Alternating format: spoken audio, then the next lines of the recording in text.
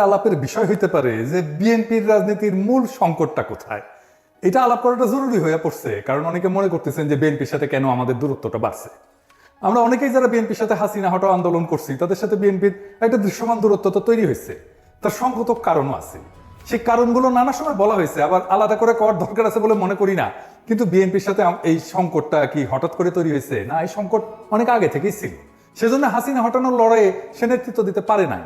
বাংলাদেশের সবচেয়ে বড় রাজনৈতিক দল হওয়ার পরেও সে 2024-এর বিপ্লবের নেতৃত্ব দিতে পারে নাই। শুরু করি বিএনপির যত ভুল নিয়ে। আসেন আল্লাহর নামে শুরু করি। বিএনপির সবচেয়ে বড় ভুল হইতেছে জিয়াউর রহমানের পজিশনিং শব্দটা মার্কেটিং এর শব্দ। আগে পজিশনিং শব্দ বলতে কি বোঝায় এটা বুঝেনি। এটাতে মার্কেটিং এ বলে প্রোডাক্ট পজিশনিং। এটা হলো মার্কেটিং এর একটা কৌশল, যার মাধ্যমে একটা পণ্যকে গ্রাহকদের মনে একটা নির্দিষ্ট এবং স্বতন্ত্র অবস্থানে স্থাপন করে দেয়। সহজ কথা, এটা হলো গ্রাহকদের মনে একটা ধারণা বা ভাবনা তৈরি করা যে পণ্যটা অন্য পণ্যের তুলনায় কিভাবে আলাদা, কিভাবে তাদের সমস্যা সমাধান করতে পারে। আমি একটা উদাহরণ দিই, ধরেন গাড়ির বাজারের পজিশনিং। ধরা যাক দুইটা গাড়ি আছে, গাড়ির নির্মাতা দুইটা, তাদের পণ্যের পজিশনিং করতেছে। মার্সিডিজ বেঞ্জ, এই যে মার্সিডিজ বেঞ্জ আর টয়োটা, দুইটাই গাড়ি একই কাজ করে, তাই না? কিন্তু কোন গাড়িটা কিনবেন, কে কিনবে? মার্সিডিজ বেঞ্জ এটা খুবই উঁচু মানের গাড়ি, বিলাসবহুল গাড়ি, আরামদায়ক গাড়ি, এটা সেফটি স্ট্যান্ডার্ড ভালো, মানে খুব স্পিডে যদি বাঘ ঘুরতে যায় তাহলে এটা উল্টায় পড়বে না। বড় লোকই দেখানোর জন্য আর কি, নিজের সম্পদশালী দেখানোর জন্য, সোজা কথা ভাব লাগে আর কি। টয়োটা এটা নির্ভরযোগ্য, দীর্ঘমেয়াদী ব্যবহারের উপযোগিতা আছে, দামে সাশ্রয়ী, এটা রিসেল ভ্যালু ভালো, পার্টস পাওয়া যায় সব জায়গায়, তাই না? দুইটা ব্র্যান্ডে গাড়ি তৈরি করে, কিন্তু তারা আলাদাভাবে নিজেদের পজিশনিং করছে যাতে ভোক্তাদের মনে আলাদা আলাদা চিত্র তৈরি হয়। এক গ্রুপ কিনবে মার্সিডিজ আর এক গ্রুপ কিনবে টয়োটা, আলাদা জায়গা সব। বিলাসবহুল কথাটা শুধু মার্সিডিজের জন্য, টয়োটার জন্য কিন্তু না। টয়োটা যদি বলে আমি বিলাসবহুল তাহলে কিন্তু হবে না। মার্সিডিজ যদি বলে আমার পার্টস সব জায়গায় পাওয়া যায় তাহলে হবে না। প্রোডাক্ট পজিশনিং মানে হলো প্রতিযোগিতামূলক বাজারে পণ্যটাকে এমন ভাবে উপস্থাপন করা যাতে গ্রাহকরা সহজে বুঝতে পারে যে এই পণ্যটা কেন এই পণ্যের চেয়ে আলাদা এবং কেন গুরুত্বপূর্ণ তার জন্য। রাজনৈতিক দলেরও পণ্য আছে, সেটা তারা বেচে। বেচা কেনা কথাটা শুনতে খারাপ লাগলেও এভাবে বললে সুবিধা। তো আওয়ামী লীগের পণ্য কি? সোহরাওয়ার্দীর বডিগার্ড। তারা বলে স্বাধীনতার নেতা, ৬ দফা আন্দোলনের নেতা। আমরা অপছন্দ করলেও স্বাধীনতার অবিসংবাদিত নেতা হইতেছে সোহরাওয়ার্দীর বডিগার্ড, মানে শেখ মুজিব পাকিস্তান আন্দোলনও করছিল, কিন্তু এটা আওয়ামী লীগ কিন্তু বলে না। জিয়া পজিশনিং করছে কোথায়? বিএনপি।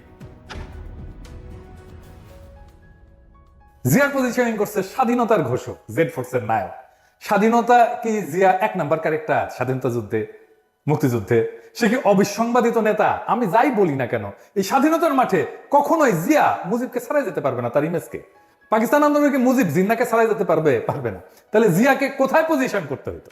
জিয়া ৭ই নভেম্বরের বিপ্লবের অবিসংবাদিত নেতা। ৭ই নভেম্বর তো বিপ্লব হয়েছিল, সেই বিপ্লবের বিপ্লবীরা প্রফেসর ইউনূসের মতো জিয়াকে নেতার মুকুট পরাইছিল। জিয়া নেতা হইতে চায় নাই, কিন্তু পরিস্থিতির প্রয়োজনে নেতৃত্ব গ্রহণ করছেন, ঠিক প্রফেসর ইউনূসের মতো। সক্রেটিস বলছিল সেই শাসকই শ্রেষ্ঠ শাসক যে অনিচ্ছুক ভাবে শাসন ভার নেয়। বাংলাদেশের ইতিহাসে দুইজন অনিচ্ছুক শাসক পাইছি, একজন প্রফেসর ইউনূস আর একজন জিয়া রহমান। জিয়াকে উচিত ছিল আগস্ট বিপ্লবের নায়ক হিসেবে পজিশন করা, সেটা বিএনপি করে নাই। জিয়াকে উচিত ছিল অনিচ্ছুক শাসক হিসেবে পজিশন করা, সেটাও সে করে। সে নভেম্বর বিপ্লবকে ওনই করে না, 2024-এর বিপ্লবকে বিপ্লব বলে স্বীকার করতে চায় না। বিএনপি আর তাদের বুদ্ধিজীবীরা বিপ্লব নামটা শুনলে কাপড় নষ্ট করে ফেলে, না জানি কি করতে হবে বিপ্লব কইলে। 2 নম্বর হইতেছে বিএনপির কোনো পলিটিক্যাল বয়ান নাই, মানে রাজনৈতিক বয়ান নাই। তো রাজনৈতিক বয়ান মানে কি? ধরেন আপনাকে যদি বলা হয় আপনার রাজনীতি কি, আপনার উত্তর কি হবে? খুব সহজ প্রশ্ন মনে হয়, কিন্তু গুছায় উত্তরটা দিতে গেলে দেখবেন ঠিক অতটা সহজ মনে হইতেছে না। মানে যদি চিন্তার স্বচ্ছতা থাকে, মানে চিন্তার স্বচ্ছতা মানে ধরুন অ্যাজিটেটল হয়ে যেতে হবে না। চিন্তার স্বচ্ছতা হলো আপনি যে বক্তব্য দেন, সে বক্তব্যটা কেন দিচ্ছেন, সে বক্তব্য কই থেকে আসছে, সে সম্পর্কে একটা পরিষ্কার আইডিয়া, ধারণা থাকে। এইটারে বলে চিন্তার পদ্ধতি। তো এই চিন্তার পদ্ধতি সম্পর্কে সচেতন থাকাই হইল চিন্তার স্বচ্ছতা, চিন্তা করতে পারা। এটা মেলা কঠিন কাজ। যেটা বলছিলাম যে আপনাকে যদি জিজ্ঞেস করে যে আপনার পলিটিক্সটা মূলত কি, আপনি আসলে কি করেন, কি চান, এই সমস্ত প্রশ্নের উত্তর দিতে গেলে আপনাকে একটা গল্প বলতে হবে। এই গল্পটাই হইতেছে বয়ান। যেমন ধরেন আওয়ামী লীগ কি বলবে যে সে 1000 বছরের বাঙালি জাতীয়তাবাদের রাজনীতি করে। আপনার এই দাবির পক্ষে একটা গল্প বলতে হবে আওয়ামী লীগকে। সেই গল্পটা হইতেছে সোনার বাংলার গল্প, সে সোনার বাংলায় ফিরে যেতে চায়। সে বলবে মুক্তিযুদ্ধের কথা, সোনার বাংলায় ফেরার পথে একটা মাইলস্টোন মুক্তিযুদ্ধ, সোনার বাংলায় ফেরার পথে আরেকটা মাইলস্টোন 52-র ভাষা আন্দোলন। এখন এই যে বয়ান, এই যে গল্পটা, এটা সমর্থনে যারা থাকবে তারা আওয়ামী লীগের, এমনও হতে পারে সে আওয়ামী লীগকে ভোটও দেয় না, কিন্তু মুক্তিযুদ্ধের এই গল্প, এই ন্যারেটিভ, এই বয়ান, স্বাধীনতার এই বয়ান, এটা সে বিশ্বাস করে। অর্থাৎ আওয়ামী লীগের পলিটিক্যাল ন্যারেটিভে তার কোনো আপত্তি নাই। তাহলে সে ভোট কেন দেয় না আওয়ামী লীগকে?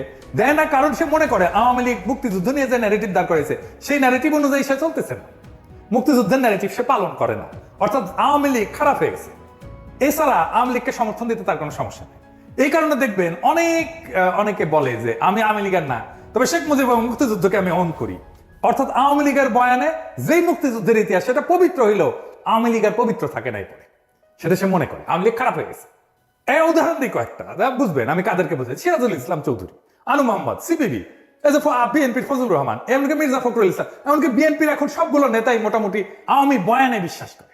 তারা মুক্তিযুদ্ধে বিশ্বাস করে, তারা স্বাধীনতার যুদ্ধে বিশ্বাস করে, এবং আওয়ামী লীগ যেভাবে বলে 72-এর সংবিধান সেটাতেই বিশ্বাস করে। কিন্তু আওয়ামী লীগ করে না। সে মনে করে যে মুক্তিযুদ্ধের যে ন্যারেটিভ এইটার মধ্যে আসলে এটা আওয়ামী লীগ এটাকে নষ্ট করে ফেলছে। তো এই গ্রুপটা, এই যে চেতনা মারানিদের গ্রুপটা, আর একটা ডাইমেনশন আছে যে কারণে মুক্তিযুদ্ধকে তারা ওন করে, নিজের বলে মনে করে। সেটা কি? সেটা হইতেছে ধর্মনিরপেক্ষতা, অসাম্প্রদায়িকতা, প্রগতিশীলতা। আপনি দেখবেন বিএনপির নেতাগুলো এই কথাগুলোই বলে, এই তিনটা শব্দ এটা ব্যবহার করে যে কথাটা আসলে বলতে চায় সেটা কি সেটা বলা সম্ভব না তাদের পক্ষে, সেজন্য এরকম শব্দগুলো বলে। এই শব্দগুলো হইতেছে ইসলাম বিদ্বেষ, মুসলমান বিদ্বেষ। মুক্তিযুদ্ধের যে বয়ান আমরা দেখি সেটা আসলে কাদের লেখা? কারা ঠিক করে দিছে যে মুক্তিযুদ্ধ বলতে এইটা বুঝতে হবে, এই জিনিসটা বুঝতে হবে? কে? মুক্তিযুদ্ধের ইতিহাস লিখছে ধর্মনিরপেক্ষতাবাদী প্রগতিশীল না। তো প্রগতিশীলতা আর এই ধর্মনিরপেক্ষতার উৎস কোথায় আমাদের দেশে? আসেন এটা একটু বুঝে দেখি। বাংলাদেশ রাষ্ট্র গঠনের 3টা পর্যায় আছে সুনির্দিষ্ট। 1 নম্বর পর্যায় এই ভূখণ্ডে মুসলমানদের আগমনের পর থেকে ব্রিটিশদের কলোনি তৈরি হওয়া পর্যন্ত, তারপরে সেই কলোনি ভেঙে ভারত ভেঙে পাকিস্তান হওয়া পর্যন্ত, এরপরে বাংলাদেশ রাষ্ট্র সৃষ্টি হওয়া পর্যন্ত। এই ভূখণ্ডে হিন্দুদের কাছে মুসলমানদের আগমন কি, মানে ভারতবর্ষে কি মনে করে এটা বহিঃশত্রুর আক্রমণ, তারা বাইরে থেকে আসছে। অন্য 8-10টা এই যে উপনিবেশ যারা করে, কলোনি যারা বানায়, তাদের মতো মুসলমানরাও কলোনি গাড়ছিল এই ভূখণ্ডে, যেমন ব্রিটিশরা করছে। তো এইটাই হইতেছে হিন্দুত্ববাদের গোড়ার কথা, যে মুসলমানরা বহিরাগত, বাইরে থেকে আসছে। অথচ মুসলমানরা যে ব্রিটিশ বা ইউরোপিয়ানদের মতো কলোনি করে নাই, বরং নিজেরাই ভূখণ্ডে আইসা তাদের মতো করে এই ভূখণ্ডের লোকই হয়ে গেছে, এই ভূখণ্ডকে নিজের ভূখণ্ড করে নিছে, এখানে সংসার করছে, বিয়ে শাদী করছে, এখানে মারাও গেছে, এখানে মানুষ হয়ে গেছে, সম্পদ পাচার করে নাই সে যেখান থেকে আসছে। সেইটা কিন্তু এই হিন্দুত্ববাদীদের বয়ানে পাওয়া যায়। বক্তিয়ার খলজি তো আসছে আফগানিস্তান থেকে, সে কি আফগানিস্তানে নিয়ে গেছে তার সম্পদ? না। তাহলে কথা দাঁড়াইলো এই যে মোদির মতো হিন্দুত্ববাদীদের কাছে মুসলমানরা হলে এই উপমহাদেশে কলোনাইজার, কলোনি করতে আসছে। এই কলোনাইজারদের কাছ থেকে বাঁচার একমাত্র উপায় হলো হিন্দুদের রাষ্ট্র গঠন করা। এটা বঙ্কিমচন্দ্রের রচনা পড়লেই বুঝবেন, শরৎচন্দ্রের রচনা পড়লেই বুঝবেন, দেখবেন যে কেন কিভাবে হিন্দুদের রাষ্ট্র গঠন করতে হবে। এই বয়ান দাঁড় করানোর জন্য বঙ্কিম সারা জীবন কাজ করে গেছে। তাহলে বিষয়টা দাঁড়াইলো যে ভারত বা হিন্দুত্ববাদ এমন বয়ানই দাঁড় করাবে বা এমন বয়ানকে সমর্থন করবে যেটা হিন্দুত্ববাদের স্বার্থকে মুসলমান জনগণের স্বার্থের উপরে দাঁড় করাবে। আচ্ছা, এবার আসেন দেখি, আপনি যদি আমাদের এই দিককার পূর্ববঙ্গের বা বাংলাদেশের রাজনৈতিক ইতিহাস দেখেন, এখানে মূল দ্বন্দ্বটা আসলে কিসের ছিল? এই ভূখণ্ডের জনগোষ্ঠীর লড়াইটা কি নিয়েছে? আসেন সেটা একটু বুঝে দেখি, তাহলে আমরা বুঝতে পারবো যে আসলে আমরা কোথায় যাইতেছি এবং কোথায় থেকে কোথায় আসলাম। দ্বন্দ্বটা মূলত জমি নিয়ে। জমি নিয়ে কেন? কারণ জমি কৃষিভিত্তিক সমাজের জীবিকা। মূলত পৃথিবীর অধিকাংশ দ্বন্দ্বই তার সম্পদ নিয়ে। আমাদের কৃষিভিত্তিক সমাজের সম্পদ তো জমি, তাই দ্বন্দ্বটা জমি নিয়ে হওয়ার কথা। মুঘল আমল আর ব্রিটিশ আমলে যে ভূমি ব্যবস্থাপনা ছিল, এই দুইটার মধ্যে মৌলিক তফাৎ ছিল। মানে মুঘল আমলের থেকে ব্রিটিশ আমল, মোগলদের বিশেষ করে আকবরের আমলে জমির মালিকানা ছিল সম্রাটের। খাজনার বিনিময়ে কৃষক জমির সকল অধিকার ভোগ করত। জমিদারের কাজ ছিল মূলত প্রশাসনিক, খাজনাটার মালিক ছিল না সে। খাজনাও ফসলের উৎপাদনের উপরে নির্ভর করতো। কোনো বছর ফসল যদি ভালো হইতো খাজনা বাড়তো, উৎপাদন কম হইলে খাজনা কমে যেত। বাংলা অঞ্চলে ব্রিটিশরা চিরস্থায়ী বন্দোবস্ত চালু করার পরে এই ব্যবস্থার আমূল পরিবর্তন আসে। শুরু হয় আমাদের দুঃখ। কেমন সেটা? জমিদার হয়ে যায় ভূমির মালিক, আর কৃষক হয় খাজনা দেওয়ার মেশিন। ফসল ভালো হয়েছে কি খারাপ হয়েছে সেটা না, নির্দিষ্ট পরিমাণে খাজনা কৃষককে দিতে বাধ্য থাকতে হবে, একই পরিমাণে খাজনা। ফসল খারাপ হইলেও দিতে হবে, ভালো হইলে তো দিতে হবে। মোগল এবং ব্রিটিশ আমলে জমিদারদের পার্সেন্টেজ করেন, তাহলে দেখবেন যে মোগল আমলে আনুমানিক 60 থেকে 70% জমিদার ছিল হিন্দু, বাকিটা মুসলমান এবং অন্যান্য ধর্মে।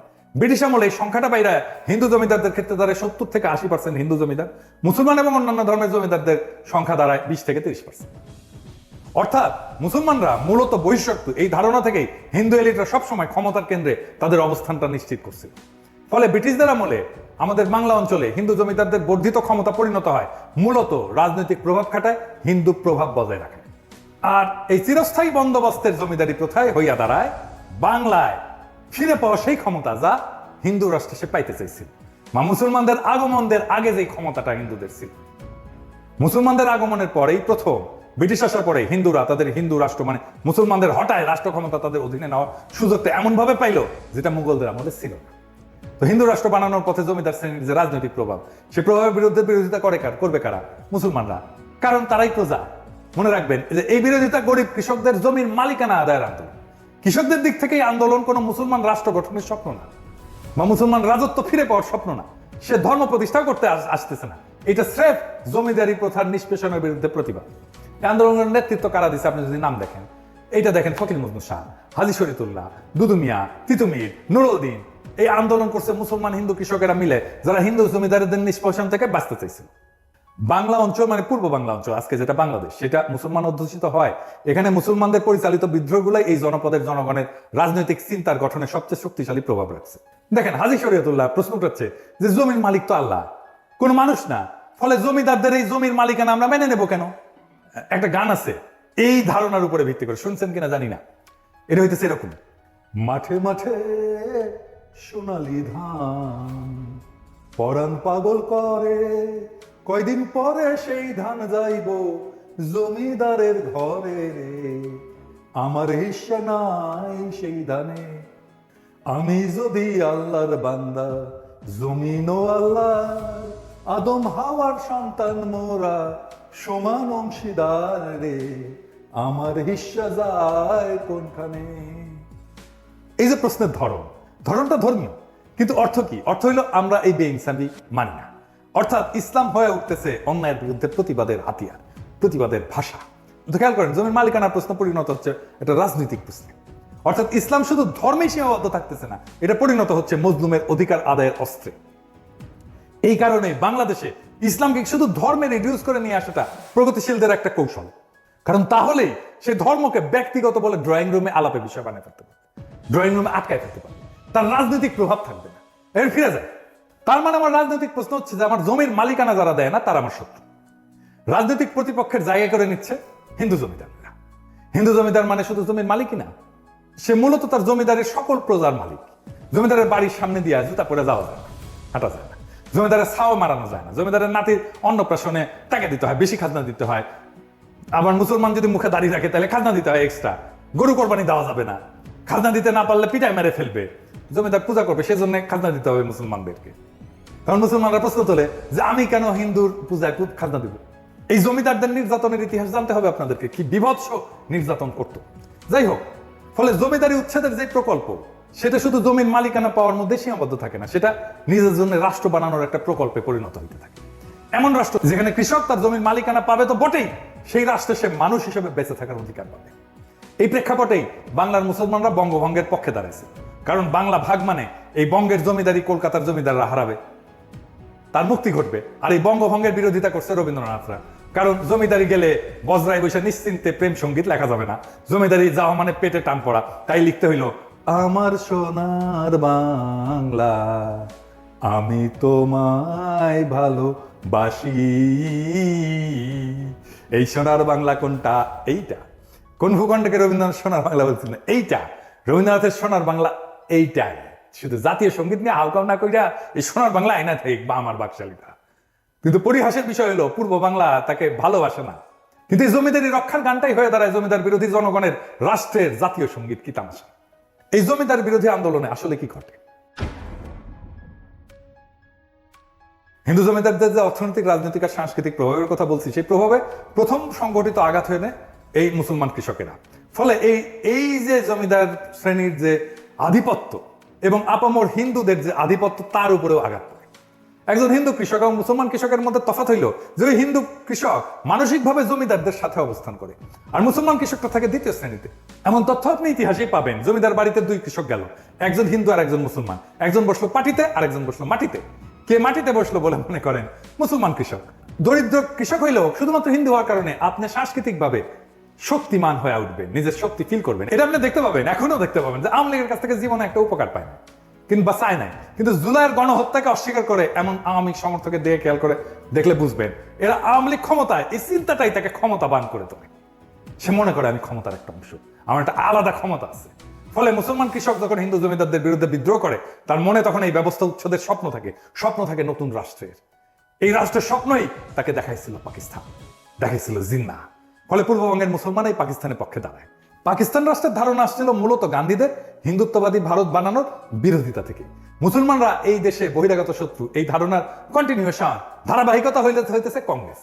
যা বলতেছিলাম যে এই পাকিস্তান যখন বলে যে আমরা জমিদারি প্রথা উচ্ছেদ করে দেবো, তখন পূর্ববঙ্গের মানুষ কোনো দিকে না তাকায় তাকে সমর্থন করে।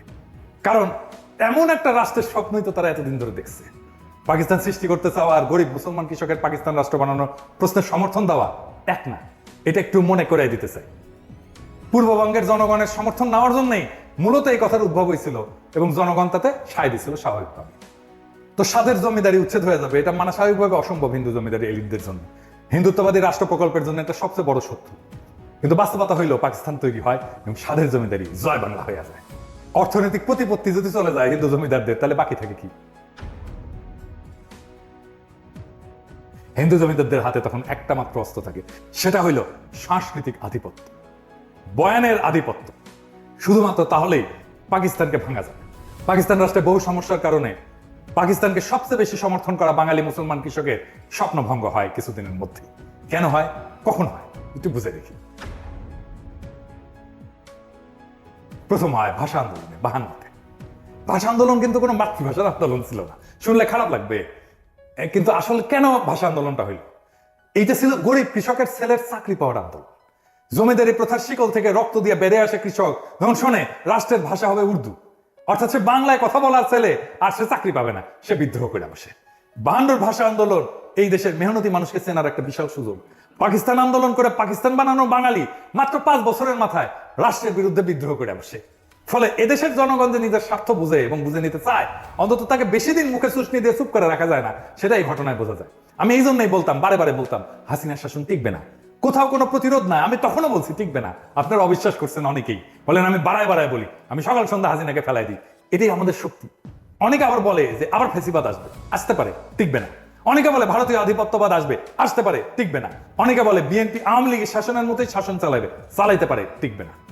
বাংলাদেশের মাটিতে বাতাসে এমন কিছু একটা আছে, এটা মাথা নোয়া নাম না। এটা আমি আপনি না থাকি, বাংলাদেশ আবার জায়গা উঠবে, বাংলাদেশ আবার প্রতিরোধ করবে।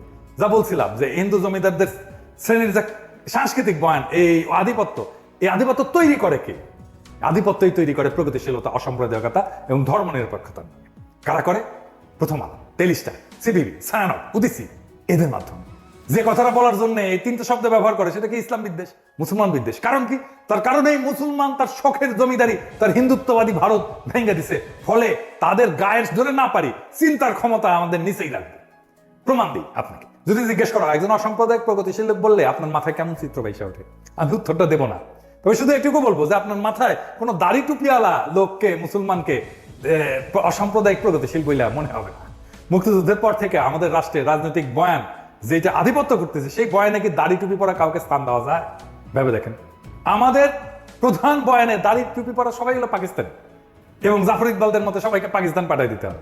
যে দাড়ি টুপি আর লুঙ্গির মুসলমানরা বাংলাদেশ রাষ্ট্র বানাইলো, তারাই এখন এই দেশের শত্রু, আর মালিক হইল কলকাতার সোনাগাছির খাটের যোদ্ধারা। এই দেশের অসাম্প্রদায়িকতা হইলো পয়লা বৈশাখে রমনায় সিঁদুর ধুতি, হাতে শাখা বইরা মুসলমানদের ছেলেমেয়েদের নৃত্য করা, আর দাড়ি টুপি বোরখার আদম হইলো দেশকে জঙ্গি বানাইতে চাওয়া চরমপন্থী ইসলামিস্ট। এই তো প্রগতিশীলদের বয়ানে মুক্তিযুদ্ধ, তাই না? যে গরিব মুসলমান কৃষক জমির মালিকানা আর অধিকারের রাষ্ট্র বানাইতে বহু সংগ্রামে শেষে এই বাংলাদেশ বানাইলো, সেই বাংলাদেশে তারা হয়ে গেল দেশ বিরোধী। খুব মজার ব্যাপার না? আর এই বয়ানের কারিগর কারা?